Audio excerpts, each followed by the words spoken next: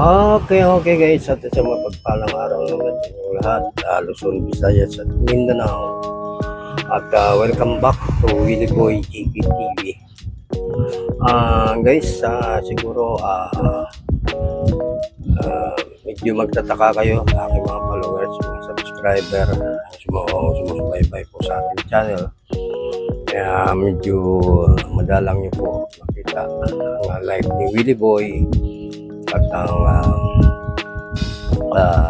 mga upload ni Willie Boy dahil sa ito nga guys, ang ating ngayon ang ating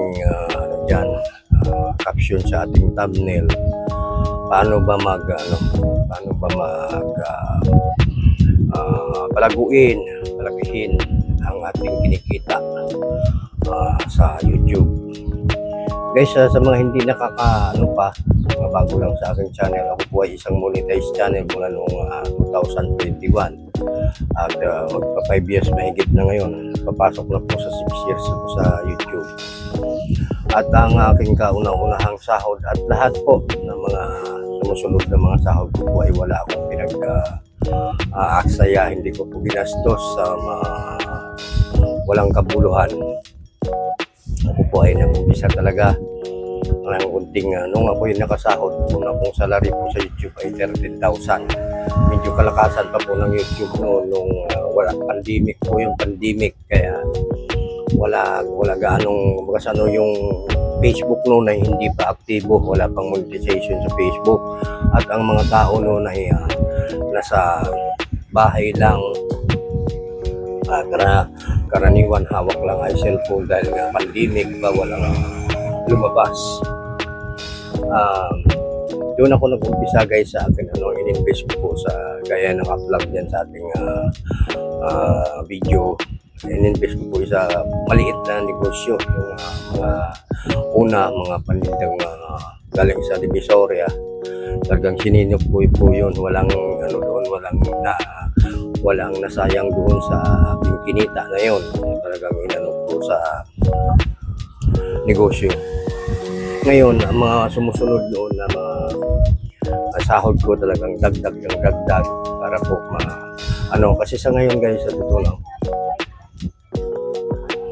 gaya nga ng sinabi ko guys sa ngayon, kasi kapag tayo ay small time na YouTuber lang, ang ating views ay mga maliliit lang at kung doon lang po tayo tututok, talagang sabihin mo natin hindi po nakakabuhay sa ating pamilya.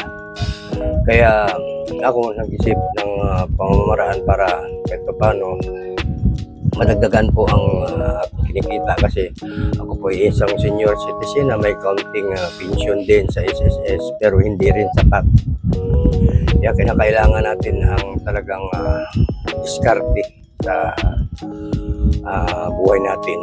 Kaya ang video ito guys ay hindi pagmamayabang sa inyo o anuman.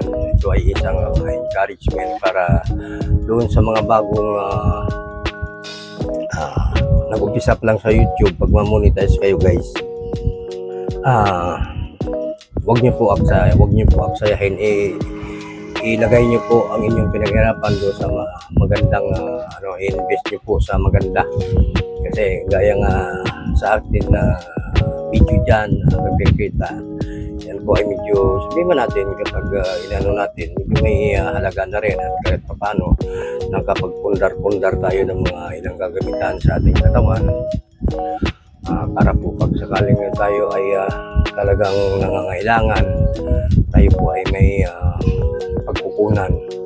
Kaya guys, hindi ko man sinasabi na talagang ang YouTube ay walang buhay sa YouTube. Mayroon po, dahil marami po ang umaasa at gaya ko hindi pa rin ako nawawala ng pag-asa na sakaling darating naman din yung araw at ang ating channel naman ay uunlad, lalakas ang views. Ganun lang naman yan, kasi marami mo tayong mga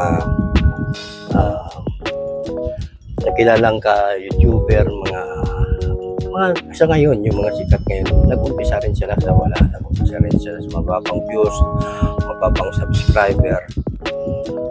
Kaya tuloy lang, post lang tayo guys ng post para sakaling darating yung panahon, tayo naman ay baka sakaling pala rin din sa YouTube.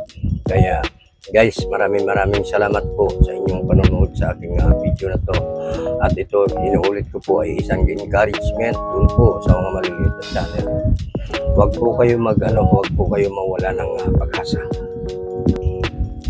Kaya mga guys, sa mga nakapanood dito, pa-like, share po sa ating video para marami po ang makapanood. At sa mga bago po, hingi naman ang subscription, pa-subscribe naman, pa-like at pa-comment po kayo. At sa mga bago po na nag-uumpisa po sa YouTube, guys, makakatulong ako sa inyo.